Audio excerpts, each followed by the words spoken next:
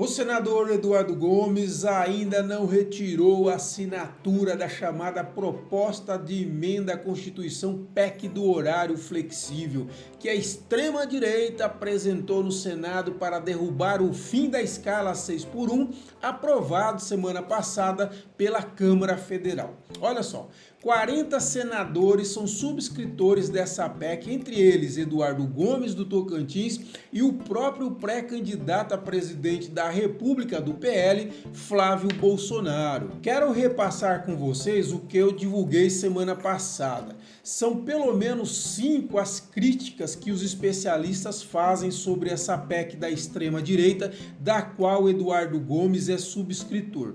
A primeira é que existe um risco de redução salarial proporcional, isso porque no modelo por horas a remuneração pode cair se a jornada contratada for menor.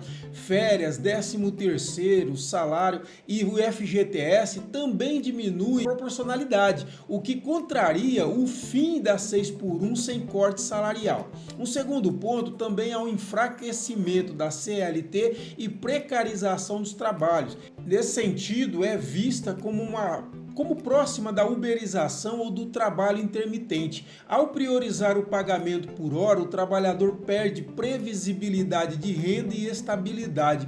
O risco da atividade econômica acaba sendo transferido ao funcionário. Uma terceira crítica ainda é a desigualdade na livre pactuação direta. Acordos individuais entre patrão e empregado poderiam prevalecer até sobre as convenções coletivas. Pensem isso.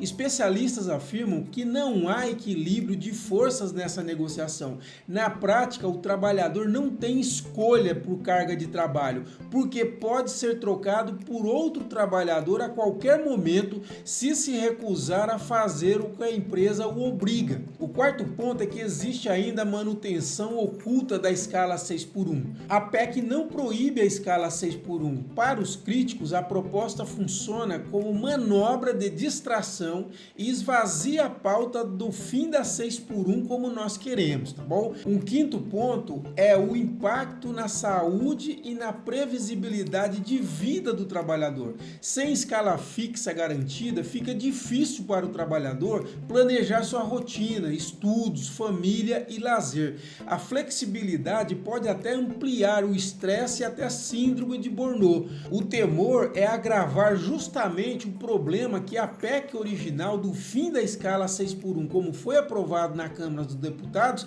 quer combater. Dessa forma, pessoal, a suposta estratégia de lançar a candidatura de Ronaldo Dimas ao Senado como forma de tirar votos de Alexandre Guimarães para esse cargo pode não ter o efeito desejado por Eduardo Gomes.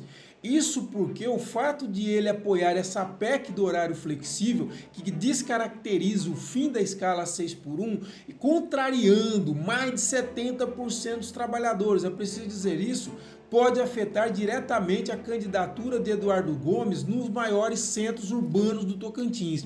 Nas cidades menores, onde o voto é praticamente de cabresto, ou seja, o prefeito e os líderes locais detêm o domínio do eleitorado, o efeito negativo do apoio do Eduardo Gomes contra o fim da escala 6x1 pode ser atenuado. No entanto, nos municípios maiores, onde o eleitorado tem mais independência em relação aos líderes locais e onde o fim da escala 6x1 é uma pauta que é considerada prioridade, Eduardo Gomes pode perder muitos votos por se colocar contra o fim da escala 6x1 ou por apoiar a sua descaracterização através dessa PEC do horário flexível. A impressão que fica do motivo de Eduardo Gomes ter assinado essa PEC rejeitada, digo de novo, pela maioria dos trabalhadores, são duas. O primeiro é o alinhamento ideológico, já que toda a extrema-direita do Senado, a qual o senador tocantinense é aliado, assinou essa PEC, inclusive, de novo, o pré-candidato a presidente da República do PL, o Flávio Bolsonaro. Além disso, Gomes ainda pode ter assinado essa proposta impopular para apoiar o presidente do Senado, Davi Alcolumbre, que quer se vingar do presidente Lula e a qual, ao Alcolumbre, o Gomes é muito próximo. E porque também ele está de olho em suceder o Alcolumbre no Senado ano que vem. Gomes é tido como um nome para disputar a presidência do Senado se for eleito em outubro. Agora, o político tocantinense precisa se lembrar que para se tornar presidente do Senado, antes ele tem que se reeleger. E ser subscritor de uma PEC que vai na contramão do que desejam os trabalhadores dos principais centros do Tocantins, em nada vai ajudar o Eduardo Gomes nessa difícil missão de convencer os eleitores do Estado a lhe dar mais 8 anos de mandato. Se alguém tem dúvidas sobre o que pensam os trabalhadores brasileiros sobre essa PEC do retrocesso, que tenta impedir o fim da escala 6x1, como foi aprovado pela Câmara dos Deputados, veja o resultado da enquete do próprio site do Senado sobre o tema. Está aí, como vocês estão vendo, a proposta de emenda à Constituição número 12 de 2026, está lá, o senador Rogério Marinho e outros, entre esses outros está o senador do Tocantins, Eduardo Gomes. Olha o que diz a emenda aqui, ó. Altera o artigo 7º da Constituição Federal para prever a possibilidade de opção pelos empregados quanto à jornada de trabalho, podendo escolher, como se pudesse escolher, entre o regime comum previsto pela CLT ou um regime flexível baseadas em horas trabalhadas. Ou seja, é o projeto, é a proposta feita pela extrema-direita, da qual o Eduardo Gomes é um dos subscritores.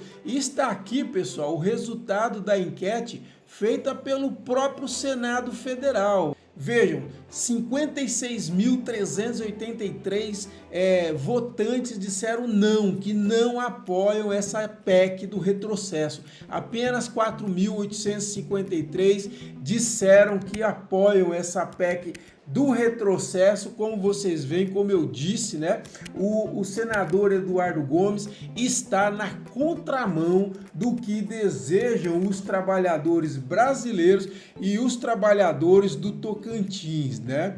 Ou seja, se quer voltar ao Senado para se tornar presidente, Eduardo Gomes precisa ouvir o seu eleitorado e não se colocar contra ele, como está fazendo agora, ao subscrever essa PEC do retrocesso, aliando-se a seus amigos da extrema-direita brasileira. E é isso, e eu convido você a se inscrever no nosso canal, curtir esse vídeo, compartilhar para ele longe e seja nosso parceiro no CCT mais independente, para a gente ser assim, ó, ter um site cada vez mais em defesa da classe trabalhadora, do povo do Tocantins, do nosso estado e sempre com autonomia, com independência, a serviço da democracia e do nosso estado. As informações estão aqui na descrição desse vídeo, beleza?